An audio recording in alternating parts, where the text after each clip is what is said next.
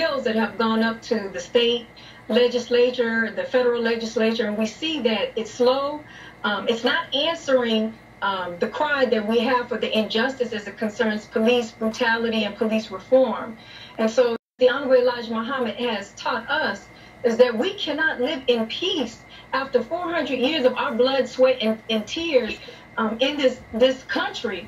And so separation is only the answer, because when you look at these children, now we see the focus on the children now. And when we look at slavery and the inception of the police department and the history behind it, now we're focusing on the youth, and the youth are scared. In Connecticut, there was a situation where the little boy was playing basketball in his own yard, and he saw a police car and hid behind it.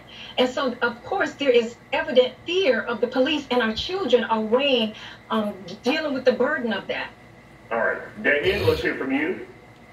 Yeah, listen, I think this is a clear case of police lawlessness. These police officers should be clearly ashamed of themselves. I mean, are we going back to the days of when Joe Biden and Hillary Clinton called young black children super predators? And so that's why I think we need to continue to push for consistent implicit bias training for these officers to understand how they view black bodies, how they view young people. And so these are young people who normally in the summer would be playing video games like Fortnite, but for the rest of their lives, they would be riddled by this experience of having bullets going by their heads, and they will be traumatized by that for the rest of their lives. And so these officers need to be taken off the street today. I'm glad they're on administrative leave, but they need to lose their jobs. And then we need to also make sure we get rid of qualified immunity for officers who break the law, and this should not continue to happen, Isaiah. Well, what if the cops what if the kid actually drove at the cops when we see the video? What if he tried to run them down? What if the gunshots didn't happen? We can't assume.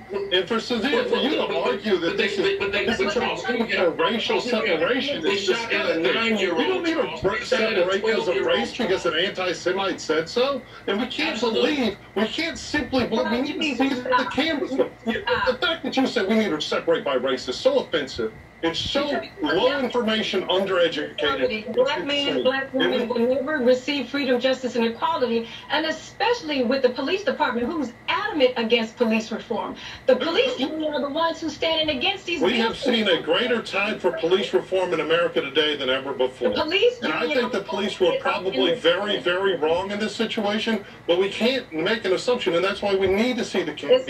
And y'all are just making assumptions. All right, let's bring Justin in. Justin, go ahead and weigh in. I think this is a great argument of why police cams and body cams are so wonderful. I mean, we have in different newspapers, different accounts of what happened. For all we know, these shots were never fired. For all we know, the car was driving the police officers. I mean, there's no real clear evidence about what happened. But I want to go back to that separation by races. Was that real?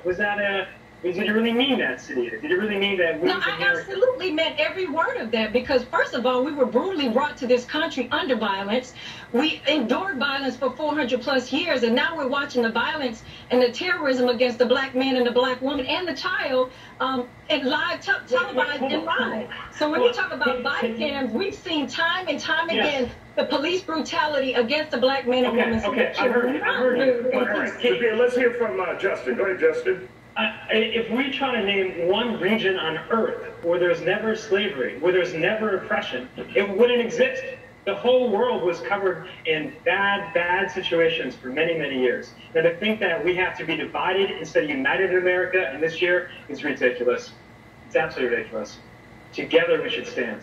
It's a little bit heartbreaking. And I mean, it's easy to say as a white man. And that's why I'm sitting here saying we have to watch these cameras, but I believe the officers are probably wrong. We have enough evidence to tell the story. But to say that we as Americans need to divide this country based on race is so unbelievably, horrifyingly bigoted that it's heartbreaking. For you to call it an anti-Semite, and he's not an anti-Semite, sir. Okay. So get your facts straight. I do. So let me add this, and I hear Charles and Justin are getting distracted, but here are the numbers here, Charles, Justin, and others.